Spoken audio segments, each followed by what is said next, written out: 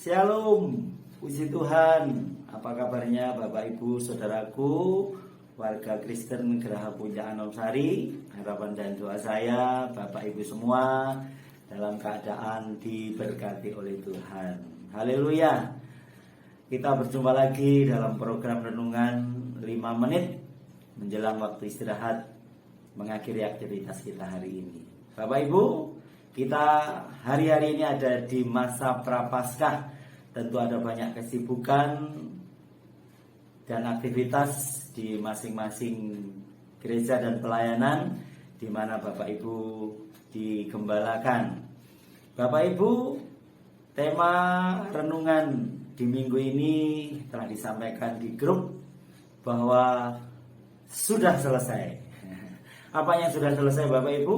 Tentu kita masih ingat apa yang dikerjakan Tuhan di atas kayu salib, mati berkorban bagi seluruh umat manusia yang percaya, telah menyelesaikan segala urusan, apa baik yang ada di bumi maupun yang ada di surga.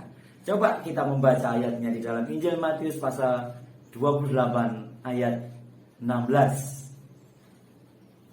Injil Matius pasal 28 ayat 18, firman Tuhan mengatakan, Yesus mendekati mereka dan berkata, "Kepadaku telah diberikan segala kuasa di surga dan di bumi." Jadi apa yang Tuhan lakukan, apa yang Tuhan kerjakan di atas kayu salib telah menyelesaikan segala urusan, dan segala kuasa ada di dalam tangan Tuhan yang telah menyelesaikan pekerjaannya, baik untuk kepentingan-kepentingan yang di bumi maupun untuk kepentingan-kepentingan yang di surga.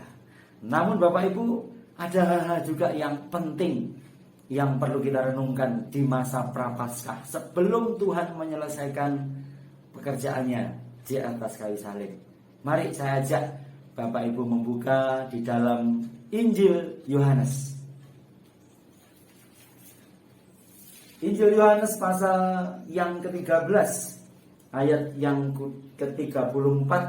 Sekali lagi Injil Yohanes pasal 13 ayat 34, firman Tuhan mengatakan, "Aku memberikan perintah baru kepada kamu, yaitu supaya kamu saling mengasihi. Sama seperti aku telah mengasihi kamu, demikian pula kamu harus saling mengasihi." Bapak Ibu, kenapa hal ini Tuhan berikan di masa Prapaskah, khususnya kepada murid-muridnya pada saat itu dan tentunya sekarang bagi kita? Kasih merupakan dasar dari apa yang Tuhan kerjakan di atas kayu salib. Sebab itu Tuhan ingin sekali bahwa murid-muridnya memegang teguh ini, bahwa mereka setelah Tuhan menyelesaikan pekerjaannya, tentu murid-murid tidak bersama-sama dengan Tuhan.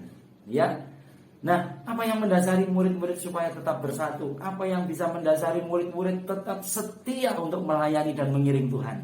Tuhan telah memberikan perintah, yaitu supaya mereka saling mengasihi. Sekali lagi saya mau sampaikan bahwa dasar pengorbanan Tuhan Yesus di atas kayu salib adalah kasih. Apa yang sudah direnungkan pada 2 hari yang lalu, Injil Yohanes 3:16, karena begitu besar kasih Allah kepada dunia ini sehingga Ia mengaruniakan anak yang tunggal supaya yang percaya tidak binasa. Haleluya. Nah, kenapa kasih ini begitu penting? Sungguh Bapak Ibu, apa yang kita lakukan kalau tidak meneladani apa yang Tuhan lakukan, maka sia-sia. Nah, kalau Tuhan melakukan pekerjaan yang terbaik yang sudah menyelesaikan segala urusan yang di bumi dan di surga atas dasar kasih, maka Tuhan pun ingin Bapak Ibu kita juga melakukan segala pelayanan dan pekerjaan Tuhan dengan kasih. Apalagi di masa-masa Prapaskah, mari kita siapkan hati kita sebelum kita masuk pada Jumat Agung atau perayaan kebangkitan. Biarlah atas dasar kasih kita mau melayani. Melayani dengan kasih yang seperti apa? Adakah kasih itu memperhatikan mereka yang lemah, yang miskin, yang tak berdaya, mengunjungi anak-anak yatim? Adakah kasih itu saling memaafkan sehingga tidak ada ganjalan, sehingga dalam peribadatan dan pelayanan kita menjadi berkat? Adakah kasih itu ditunjukkan dengan saling memberi? Silahkan Bapak Ibu, Tuhan inginkan kasih ini benar-benar dinyatakan di dalam kehidupan umatnya, murid-muridnya di masa yang saat ini. Kasih ini begitu penting sehingga Tuhan menyampaikan untuk kesekian kalinya di dalam Injil Yohanes pasal 15 ayat 9 mulai. Di situ lembaga Alkitab jelas menuliskan satu perikop perintah supaya saling mengasihi. Tuhan mengulang beberapa kali tentang untuk saling mengasihi kepada murid-muridnya. Tentunya ini punya maksud dan tujuan. Seperti apa yang sudah saya sampaikan di depan tadi. Mari kita siapkan hati kita di masa Prapaskah ini dengan hati yang penuh dengan kasih. Kasih adalah pengorbanan. Tuhan menunjukkan dan telah meneladani, memberikan contoh kepada kita melalui pengorbanan yang penuh kasih. Seluruh umat manusia yang percaya diselamatkan. Segala urusan yang ada di bumi dan di surga sudah selesai. Mari kita satukan hati dalam doa.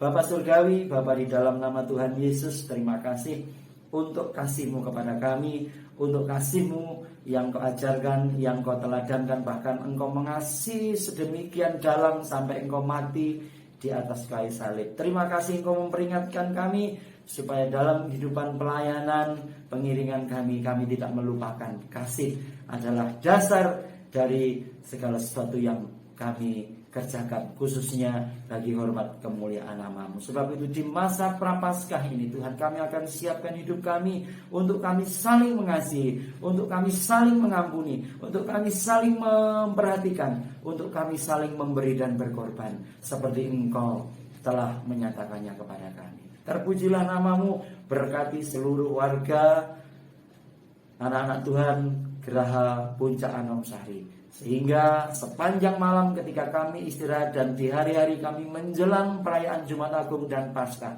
kami mempersiapkan diri dengan kasih. Terpujilah nama-Mu sekarang dan selama-lamanya. Sekarang kami mau istirahat dan kasih itu mendasari kehidupan kami.